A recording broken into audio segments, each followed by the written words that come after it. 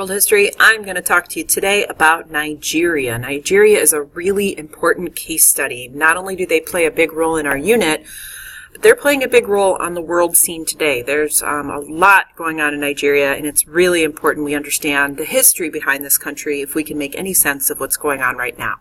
So, I'm going to talk to you here about the British ways that they were there ruling as a colony. What kinds of different things did the British do when they were there as the colonial rulers, and what were the effects?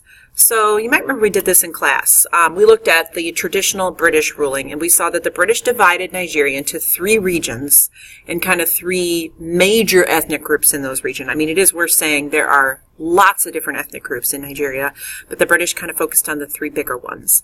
They also used their modern military tactics to defeat the Nigerians, and what we also saw was, like any colony, Britain somewhat used Nigeria for raw materials. I mean, that's something that we saw way back in the 1700s the British were doing with the American colonies, which that's ultimately going to leave the Nigerians dependent upon British goods. So they're going to be, sort of coerced, encouraged to buy British goods. So the colonies are designed, as any colony is, to serve the British economically and politically. And, remember we said, countries don't get colonies to be friends, right? They get them usually for political or economic gain. In 1960, the Nigerians got their independence from the British. But as we've kind of seen, that sometimes independence is actually the easy part. And Nigeria is a classic example of that. So today, in class, what we did, I'm going to try to explain to you what the issues are after independence and the struggles they faced since 1960, since the British left. It's been very hard for this country to get a working, functioning government that actually serves the needs of all of its people. And so we're going to kind of try to understand that. So in class, you remember we did these things. I gave you guys a blank map. I said, okay, I want you to come up with 1,000 miles of national road. I want you to come up with national or regional borders. Where are you going to put your capital? What kind of government do you want? Now, I did say you had to pick either the British-style democracy, a military dictatorship, or the more traditional government, where it's kind of local groups that are in charge. And each region had to pick what was important to them. So, we had the North. So here's the North's plan in one of the particular classes. I don't remember which class this was, but remember you guys kind of did this. You had to fill out what type of government you want, what's important. The northern region was the biggest both in area and population. The West had a plan, and what I tend to do, I kind of stage this, is I sort of get the West and the North to pair up so that the East kind of felt left out, because that's sort of what happened in reality. Okay? So what ended up happening, let me show you again, we're looking at how it's hard to put countries together in some ways after colonial rule. And I mean, again, we went through this in our own country, okay? Remember, the United States wasn't instantaneously stable and great in 1776. First, we had to win the war against the British. Then we had to come up with our new Constitution. Then we had to fight a civil war in the 1860s to solve some of the major issues. And then you could argue it took us really till the 1960s until we had a country that was truly representative of everyone in it. So it's a process, guys. That's the important thing to know, that democracy does not happen overnight. And so we look at Nigeria, I mean, it's only a country that's only 50-some years old here, so they're still going to be going through the process. So divisions were happening. We saw coups d'etats. We saw in 1967, it got to the point where the East was angry enough to make do on the threat to secede, and they seceded and formed the country of Biafra. And this started the Nigerian Civil War, which is in place from 1967 until 1970. So, as we said, civil wars are bad enough for the soldiers that are on the battlefield. I mean, that's pretty awful, and that's bad enough. But it doesn't just stop there. Civil wars often hurt civilians in a lot of ways. If money's going to things like weaponry and trying to fight a civil war, it's not going to things like food. It's not going to things like healthcare. It's not going to things like education. And so all of that kind of gets left by the wayside.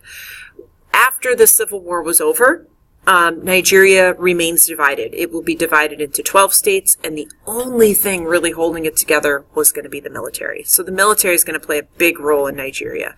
And this can be good and this can be bad. And usually what we see in history is when the military is running the show, it tends to not be that great. It tends to not have a lot of respect for human rights.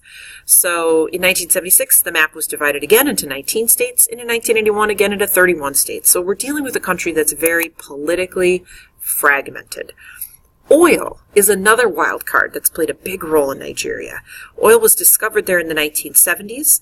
And you would think, okay, well, they've got a lot of resources, so they should be fine, right?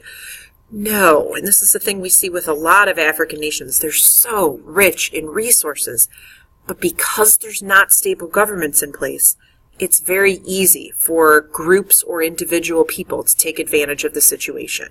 So that's what kind of happened here. The wealth fell in the hands of just a few. The military government wasn't really receptive to cries for more rights. They were often being bribed to look the other way, and so in 1995, 19 Nigerians were hanged by the government for speaking up for more rights, including this guy, Ken Saro-Wiwa, who was a Nobel Peace Prize winner. So we said in class, if your government is hanging Nobel Peace Prize winners, that's a sign your government has some problems. That's definitely a red flag. That's a bad, bad thing. Okay, so trouble today in Nigeria. Let's take it to right now. And we've been talking a lot about Boko Haram, one of the fundamentalist Islamic extremist groups that are operating in the northern part of Nigeria.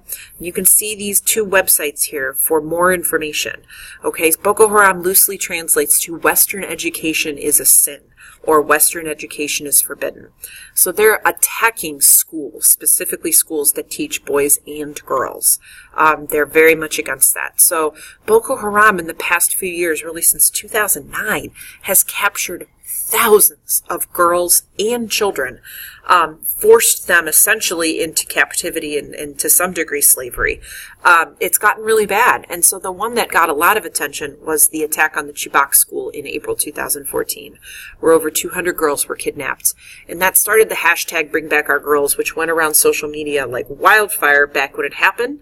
And then it kind of, stopped a little bit. I think people forgot about it. They pushed it a little bit to the back burner. There were other things going on. But to the people in Nigeria and to the people who love these girls, they have not given up the fight. The girls still have not been found.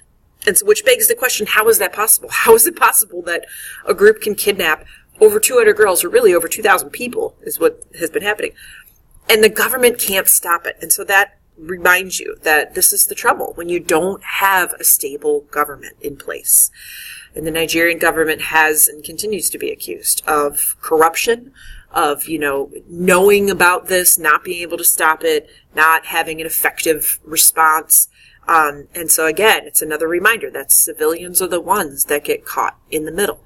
So it's really important to understand kind of this history here in Nigeria since 1960, because you can't understand how this is even possible unless you really go back to the moment when Nigeria got its independence and just see how difficult it's been for that country to really put a functioning country together. So that's kind of what we ended with here in class. What can we learn from studying this? Colonialism doesn't just end when freedom is given. It's a process to get a stable democratic government in place. It was a process for our country in the United States, and it's a process that many countries in Africa are dealing with right now. Sometimes independence is the easy part. Making it work is the hard part, and I think that's what we're seeing, and that's what I really wanted you to understand here by looking at the case study of Nigeria.